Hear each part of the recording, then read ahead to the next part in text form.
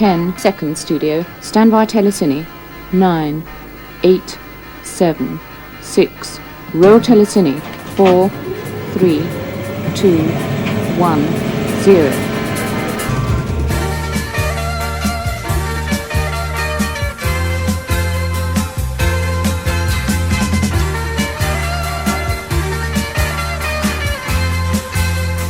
Retro TV Show.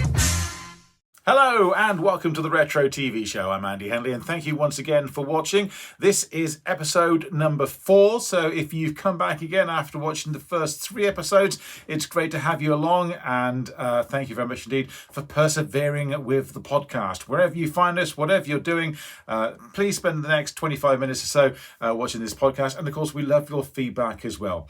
Don't forget, you can catch us on our website, which is radiogroovy.com. You can see all the previous podcasts on there, and also on outlets like YouTube as well. So it'd be great to catch up with you and get your feedback as well. Speaking of feedback, hello to Laura, Simon, Neville, Gary, Martin and Jason. Just a few people who contacted us after the last podcast saying, can you please do something about your squeaking chair? Well, hopefully the chair is not squeaking so much. We've used some WD-40 and I've got a can on standby just in case it begins to squeak again. Yes, that was a bit of a squeaky chair on the last podcast. So the premise of this podcast, it's all about reviewing DVDs. Now, if you're looking at film reviews, you're onto the wrong podcast. Go to the one down the road somewhere, because we don't review films as such, but what we do review are TV shows, long forgotten memories, stuff you may pick up at a charity shop or a car boot sale, maybe on eBay or somewhere like CEX, and it's stuff which may have been on the TV years ago, or stuff which is of interest to people who've got a bit of a quirky sense of humour, kind of like myself. So let's just give you some feedback from last week, the last podcast. Hello to Gary Stone in Newmarket, who was talking about the Morecambe and Wise films. I bought a box set for £3 of 3 Morecambe and Wise films. Gary says that they're brilliant films. The Riviera Touch is by far the best. You will look forward to watching them. I can't wait. As soon as the nights begin to draw in, those Morecambe and Wise DVDs will be in my player. Megan in Sheffield, she was talking about In Love in Memory. We reviewed that on the last podcast, and she said that that was filmed in the area where she grew up in. Hello to Lionel in Rugby. He says the Wonder Woman Blu-ray, he says it's in the post. I can't wait for it to come. And Mind Your Language, I reviewed the first 3 series. Now they're saying it's the complete series, and yes, it's the complete original set. The show did come back in 1985, 1986 for a season. Don't know whether it was made by LWT or not, who made the original Mind Your Language, but we had a couple of responses for that. Hello to Matthew in Cardiff, who says that it's not worth watching. However, Hannah says it's on YouTube. If you haven't seen Mind Your Language 85, it is on YouTube.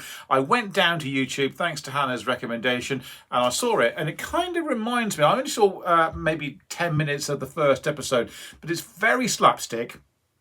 It's not brilliant compared to, let's face it, even the original series was questionable, but the 1985 one, I think I'm going to enjoy it if it's on YouTube. I don't know whether you can buy it on DVD or not, but I will try and work my way through them. It's never quite the same watching things on YouTube, but I'd rather watch it on YouTube than not watch it at all. So thank you very much indeed for that tip off, Hannah. So there's plenty happening on the podcast today. There's plenty of DVDs to review, and if you've got any comments on what I'm reviewing, then please share your comments with us via our website, which is radiogroovy.com. And as I said, you can see the previous retro TV shows on there as well. So let's get on to our first little selection of Blu-rays. And do you remember On the Buses, the TV show? Well, I've worked my way through the TV show, and now I'm working my way through the On the Buses Blu-ray collection. Now, I was a bit dubious about this, and I've read some mixed reviews about On the Buses and the Blu-rays. Can I just say that I've worked my way through 2 of the 3, so I've still got the final one to watch, which is the Holiday on the Buses to watch, which I'm planning on doing that very soon. But I've seen Mutiny on the Buses, some very funny parts in that, and the original On the Buses film was very good as well. The original film was a little bit grainy for Blu-ray. The second one, not so grainy. So I'm hoping if we're working along that one, that theory, then Holiday on the Buses should be perfect. So we'll see how that turns out. But no, I do recommend this. And I have seen these films before, and of course they do show them quite a lot on ITV3 on bank holidays. But I sat down and I watched the first one, thoroughly enjoyed it. And I watched it with an open mind. Yeah, I knew the story, but it was a little bit like catching up with old friends again, and thoroughly enjoyed it. So about a week later, I watched the second film, Mutiny on the Buses, and there was a clip, as a part of that film, where Blakey was talking to a police officer and on the two-way radio. It just made me laugh. You know, it's so comical, so predictable, but very, very good. It is out on Blu-ray now. If you can pick this up at a good price on Blu-ray, I thoroughly recommend you do. All 3 On the Buses films didn't cost me very much at all, and it's great to have them on Blu-ray to enjoy. And that's the whole point of this podcast. There are things you can get on TV that, you know, these sort of things are probably on streaming services somewhere as well. But I like to get the physical hard copy in my hand, so I can put it in my Blu-ray machine and I can just enjoy it as and when I want, because we all know what streaming services are like. They're great, then all of a sudden they pull a show for whatever reason and then it's gone, it's vanished. Right, now back in the 2000s, actually let's go back even further than that. Back in the 1970s, it used to come on about 7:30 at night. Do you remember the Goodies? As a kid, I didn't really get the Goodies, and I used to watch it. I think I was watching it because my brothers were watching it, so it was on, and I didn't understand all of it. Yes, it made me laugh in parts, but there was lots of references to cultural things of the 1970s when it was filmed, which I just didn't understand. Wind forward to the early 2000s, late at night one Christmas on BBC Two, and they were rerunning a lot of the original episodes of the Goodies, all the classic ones, you know, the ones like Kitten Con, you know, the one where the big kitten was taken over London. And it was getting surprisingly good audience figures. And I came across it by mistake, and I ended up putting it on Serious Link, and I was watching probably about 10 or 12 of these. They didn't show all of them, they only showed a few of them, but it raised my interest. And yes, it's a bit dated, and yes, you know, you might compare it to something like Monty Python, and it's probably not as good as Monty Python, but it was a thing of its time. And I managed to go out a little while back, go to CEX, and for £20 I managed to get myself the complete Goodies at the BBC. So every single Goodies episode, which they did for the BBC right throughout the 70s, had a 10-year run from about 1970 to 1980. Every single episode is on here. And as I said, there's lots of cultural references to the time.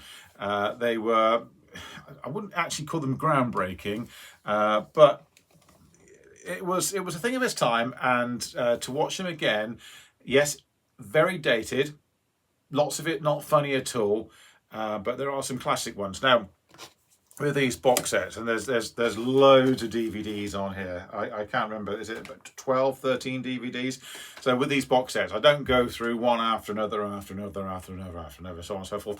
I tend to just watch a few, put it to the back of the cupboard, and then bring it out again a few weeks later on when I'm in the mood for watching something like the Goodies. So yeah, it's there. It's now gone to the back of the cupboard. I've seen the big episodes like Kitten Con. I've seen a couple of the other episodes, and I will get back to it. However, when the Goodies left the BBC, they went to ITV and they did a show for LWT. And I remember watching that series. Now, I must have been about 11, maybe 12, when they moved to LWT. And I remember at the time, they moved, and I think they only must have just lasted one series, maybe at LWT, 2 maybe maximum. But I remember seeing the Goodies at LWT, and it just wasn't brilliant. It had its moments, but it wasn't as good as the shows which they did for the BBC. But I want to give it another chance. So I've managed to find, by hook or by crook, just by coincidence, the complete LWT series of the goodies. Now, I will give this another go. And there's 2 discs of this, and there's lots of specials on there as well, lots of DVD extras, which I enjoy buying these DVDs. Purely obviously because you got the contents of the series of the shows on them, but you also get lots of extras on there as well, and there is a significant amount of extras on this which I shall thoroughly enjoy watching. Now, the goodies aren't my favourite comedians, they were okay, but I will give this a go, and I will try and stick with this DVD all the way through from start to finish, because I just want to see whether it is good and bad, as people say. My little hobby is collecting comedies, British comedies from the 60s through to the really sort of 70s and 80s. I call it the golden era of British comedies, and it's good to have the goodies, the BBC and the LWT series added to my collection as well. So looking forward to watching that. Now, here's another one which was filmed in the 1970s, and I was watching a documentary a little while back on Channel 4. They were talking about these rather dubious films from the 1970s. I wouldn't actually call them sex comedies, but they were quite questionable. May not be politically correct today, which is probably one of the reasons why I quite like them. You know, they don't show these on TV very often, and if they do, they might be on something like Rewind TV or Talking Pictures, maybe That's TV. But this is one I saw many years ago, starring Ronnie Corbett and Arthur Lowe. And I can't believe when I saw this, it was actually on TV, and I think it might have been on BBC One or BBC Two, but it was on a Saturday morning about 10:30. So it wasn't rude. Okay, it was a bit like a carry-on film, and it had a good cast in it. But I am talking about No Sex Please Were British. I had this on DVD up until a little while back, and I managed to get rid of my DVD. Got rid of it at a car boot sale. Somebody is very happy that they've got the DVD version of this.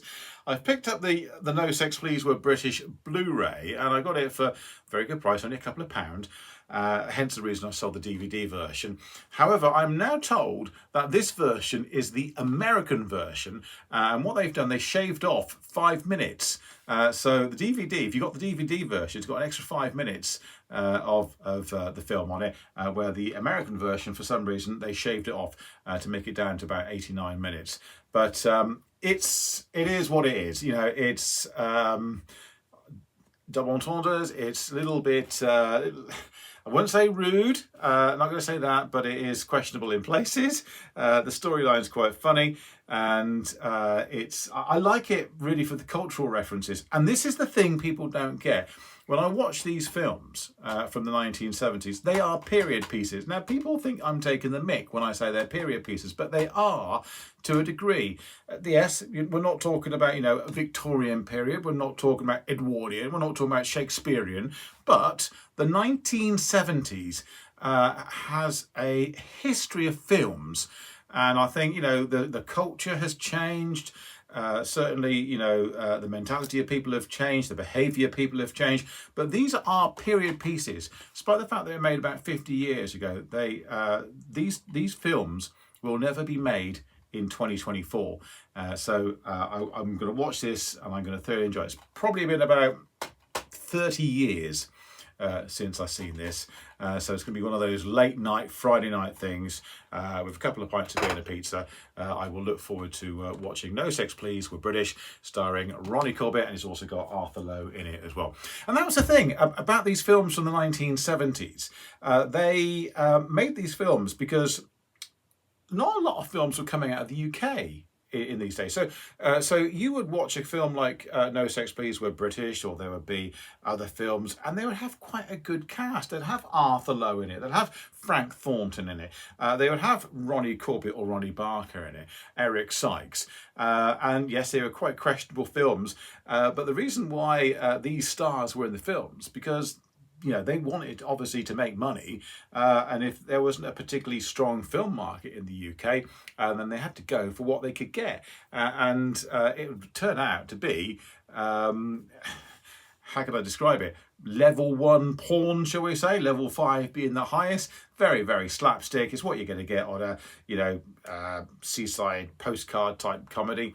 But you had quite big stars making those films back in the day.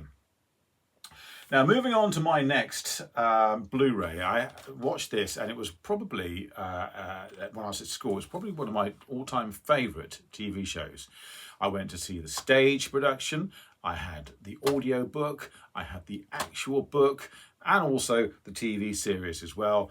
And I've recently purchased it because they've upscaled it onto Blu-ray. I am talking the original BBC Hitchhiker's Guide to the Galaxy. Starring Simon Jones as Arthur Dent, Mark Wing Davey, of course, as Zaphod Beeblebrox.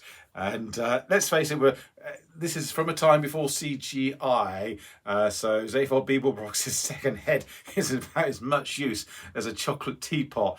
But taking that apart and taking that aside, the story still holds out really well. It is cult viewing, and I'm looking forward to watching the upscaled version of this and seeing The Hitchhiker's Guide to the Galaxy, the original 6 episodes, for the first time in probably 20 years.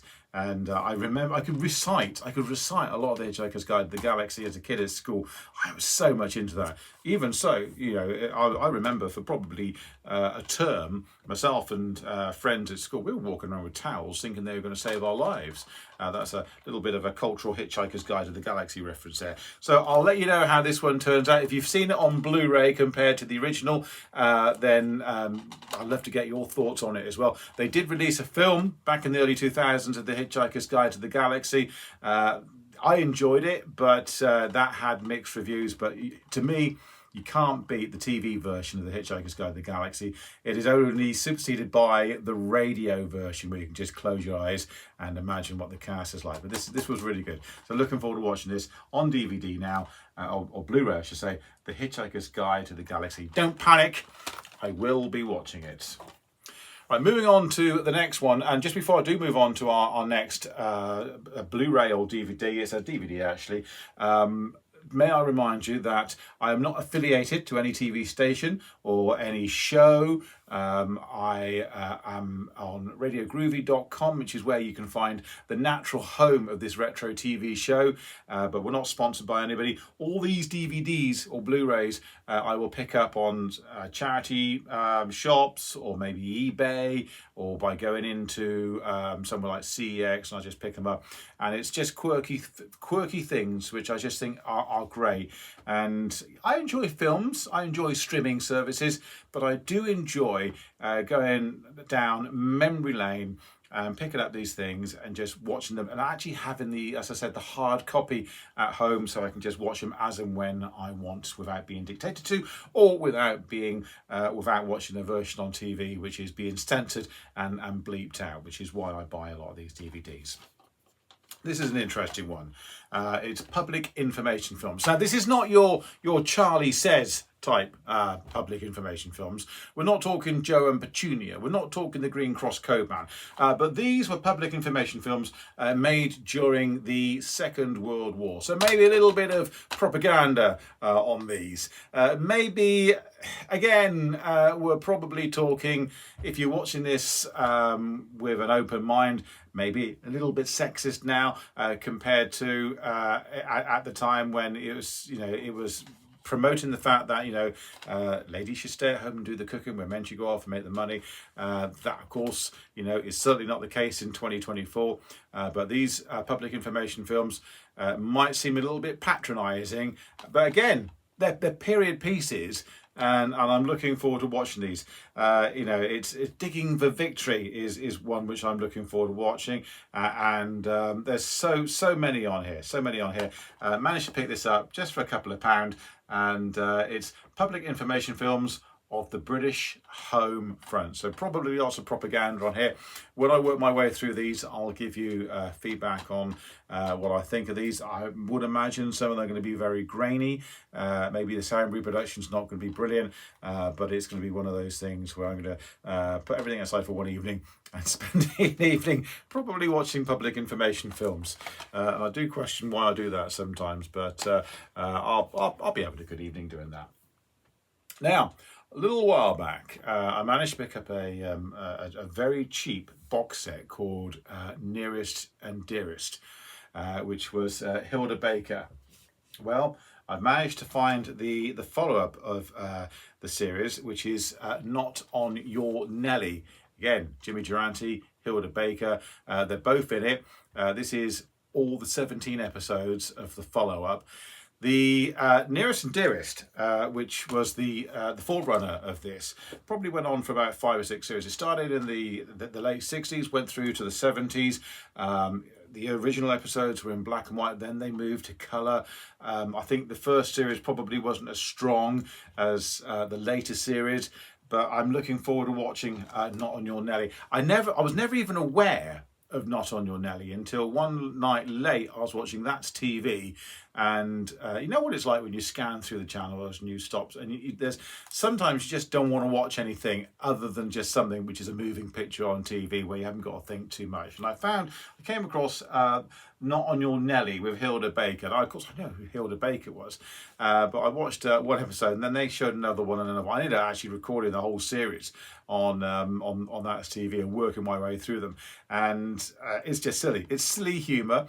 It's again very slapstick as well. It's an ITV comedy. I don't ever think ITV comedies were as strong as the heyday of British BBC comedies, but they're good, and I'm looking forward to giving this one a watch. I'm going to give it a little bit of a wide berth, but I'm so pleased that I've managed to pick it up. And again, I found it in a charity shop. It wasn't very expensive, and next thing I knew, it was in my hand and I was paying for it. So I will watch it. I've only seen them recently, so I won't be watching it for a little while. But if you've got any thoughts on Not On Your Nelly, or even Nearest and Dearest, then I'd love to hear from you via our website, which is radiogroovy.com. Please, if you've got any feedback about this show or any of the things we're reviewing, I really, really, really love to hear from you.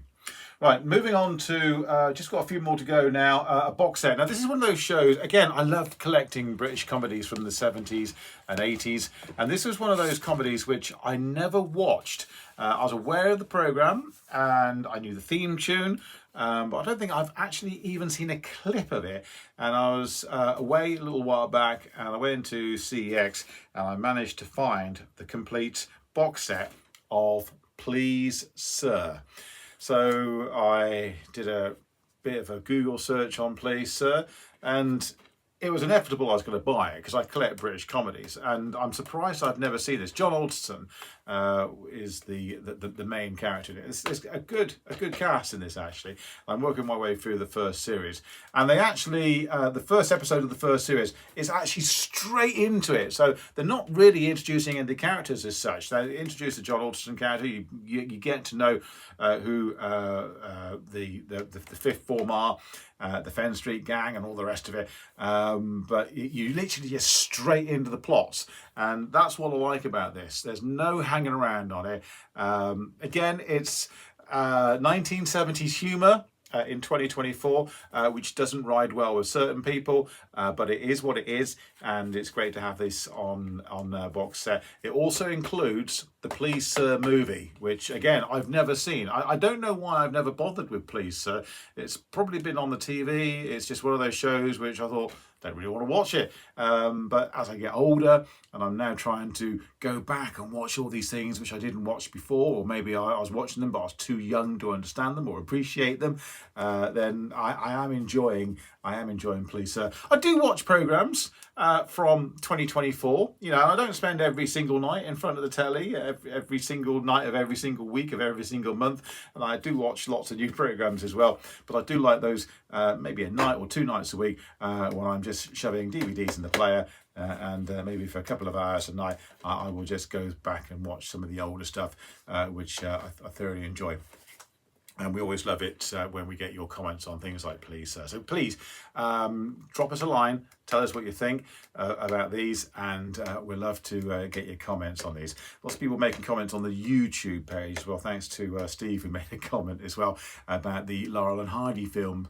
He said he's going to pick himself up Laurel and Hardy on Blu-ray, so he never knew it existed. Thoroughly enjoy it, and the reproduction actually for something which was made about 100 years ago is staggering. Now, we're on to my penultimate one now, and this is, again, this is something I never really watched because when it was on TV originally, I wasn't even born. I'm aware of a couple of the sketches. I think The Blood Donor, it's a pint of blood, it's an armful, is probably the most famous line of Tony Hancock, but for £6, the complete Tony Hancock set, I had to buy it. And the reason why is because up until maybe 3 or 4 months ago, yes, I was aware of The Blood Donor, but I decided to record a series on BBC4. They were showing some classic Hancocks, and I didn't realise Tony Hancock, who was a very, very troubled character, and it's interesting watching any sort of Tony Hancock documentary or read the books about him if you don't know his history.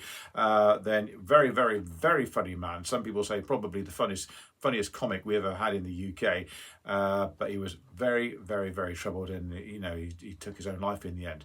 But these are brilliant.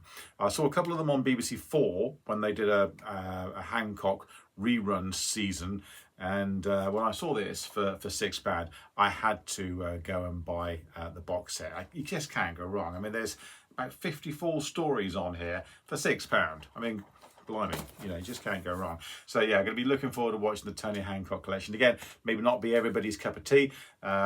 I will sit through and watch The Blood Donor because I've seen it several times before. It does make me laugh, and as somebody who regularly gives blood, it does ring true.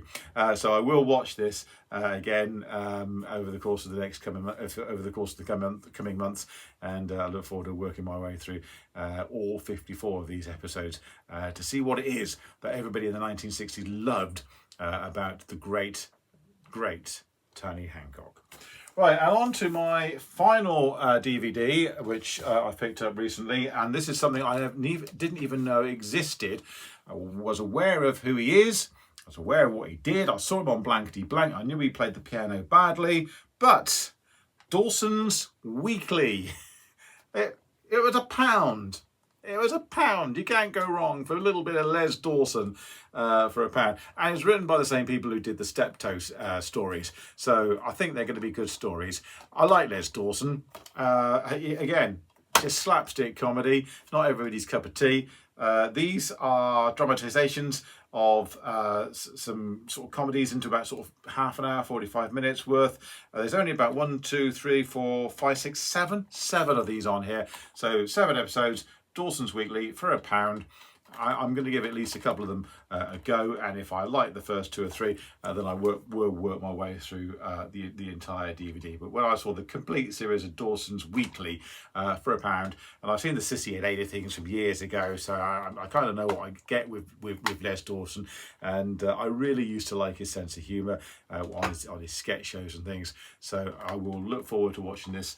And I will, once I get through and start watching them, I will give you my own view on what I think of Dawson's Weekly, which up until about a month ago I never even knew existed. So that will be something to watch as the nights begin to draw in now. I mentioned on the last podcast that I've managed to pick up the first of the, or the 8th, I should say, of the Crown Court series. There's only one DVD I need to get, which is DVD 7. You cannot buy that for love nor money. Found out a little while back that the reason why DVD 7 of Crown Court is so rare, when they did the actual publishing of the DVDs and they were being printed, the actual factory where the DVDs were being printed caught alight. So many of those season or series or DVD disc 7 of Crown Courts actually just went up in smoke. So if you imagine there's, shall we say, 10,000 each of all the others, there's probably a couple of hundred of Series 7. So that is why they are. It's rare as hen's teeth. That's why you can't get them on anywhere like YouTube at the moment, or very rarely can you get them on YouTube. And if you see them in somewhere like CX, it will probably go in and straight out within about, within somebody's blinking time. So if you do manage to find yourself Series 7 or DVD 7 of Crown Court, you're in and you decide to eBay it, one, please contact me and I might try and do a deal with you. But two, if we don't do a deal, you will get it and you'll sell it at a remarkably high price, I'm sure. So that's the one thing I need to get now, and I'm looking forward to trying to find that somewhere, and that's DVD 7 of Crown Court. A couple of other things really just to talk about. I mentioned Space Patrol on our last podcast. Hello to Patricia, who says, Space Patrol, it's really sexist. How can you watch that stuff? A couple of things also to talk about as well, and that is there's a new channel called Rewind TV. It's been on Sky for a little while. I have mentioned it on some of the previous podcasts as well. Good news is now it's on Freeview, so there's more and more people watching it. Programs like Department S, I was watching earlier on this evening, Dick Turpin on there. Whose Line Is It Anyway is on there, and then all of a sudden you get a documentary on it. It's really, really weird format, but it works. Rewind TV is an American idea, it's an American channel, and there's now a British version of the channel. I wish it well. It's not quite Talking Pictures TV, but I do wish it well. It is showing some quirky stuff on it and some stuff you've maybe not seen for a little while. So good luck to Rewind TV on Freeview channel 95. And finally, if you watched it in the 80s, maybe you've seen them recently because they're being rerun. Recently, I think when COVID was around, I was watching them in the mornings on TV, but they are back now on the Legend channel. Can we just say it's great to have the A-Team back. So that is it today. Thank you very much indeed for watching this podcast. My name is Andy Henley. Thank you very much indeed for watching. This is the Retro TV Show. Please drop us a line or maybe an email or however you like to contact us with your thoughts on what we've spoken about today. Maybe you've got your own opinions of some of the DVDs I've reviewed or the Blu-rays I've reviewed. Maybe you've got your own Blu-rays and DVDs you'd like to review with me. Please do so. And we'd love to get your thoughts on stuff which you reviewed and purchased recently as well. And of course, don't forget to watch our previous episodes if this is the first one you've watched on our website, which is radiogroovy.com. All the previous episodes are there, and I'll be back very soon for a brand new Retro TV show. Thank you very much indeed for watching. Stay groovy. This is Radio Groovy. We are the safe space on your radio for TV themes, soundtracks and lounge music. For more details about Radio Groovy, go to radiogroovy.com and scan the QR code.